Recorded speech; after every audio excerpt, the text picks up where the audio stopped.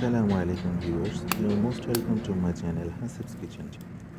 আজ আপনাদের সামনে প্রেজেন্ট করছি মাসালা চিজ অমলেট রেসিপি। দুর্দান্ত, সুস্বাদু, লোভনীয়, মুখরোচক একটি রেসিপি। সল্ট, চিলি, অনিয়ন,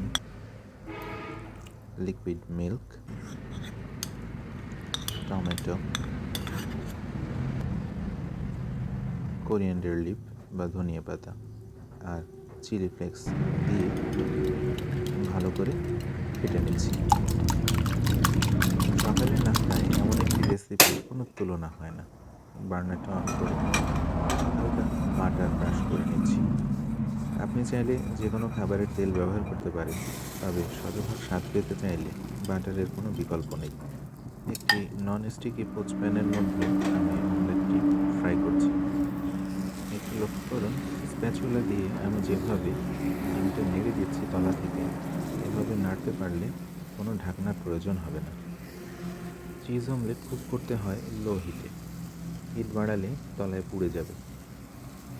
আমি স্লাইস চিজ ব্যবহার করছি, যে চিজ বার্গারে ইউজ করা হয়। আপনি চাইলে মোজোরেলা চিজ ইউজ করতে পারেন, অবশ্যই গ্রেট করে নেবেন। এই চিজ খুব অল্প তাপেই গলে যায়, তাই এটিকে সম্পূর্ণ উল্টে না দিয়ে জাস্ট পাকান পিঠার মতো একটু ভাজ করে নিচ্ছি।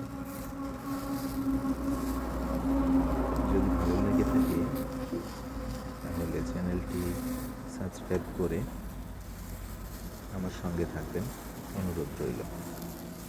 যারা অনেক পয়সা খরচ করে পিৎজা খেয়ে থাকে, তারা নিজের অজান্তেই এই চিজ খাওয়ার জন্য এই পিৎজাটা পছন্দ করে। আমি হলফ করে বলতে পারি, এমন একটি রেসিপি একবার ট্রাই করুন, আপনার কাছে নিশ্চয়ই পিৎজার থেকেও অনেক বেশি মনে লাগবে এই সিম্পল মশলা চিজ অমলেট। আমার চ্যানেলটি যদিও খুব ছোট, তবুও বলছি, যারা চ্যানেলটির সঙ্গে থাকবেন তারা অনেক ফায়দা পাবেন। কারণ হিসেবে বলবো, আমি ইউটিউব দেখে দেখে কোনো রান্না শিখি না, বরং প্র্যাকটিক্যাল কাজের অভিজ্ঞতা থেকে আমি আপনাদের সামনে, আপনাদের মাঝে রেসিপি উপস্থাপন করি।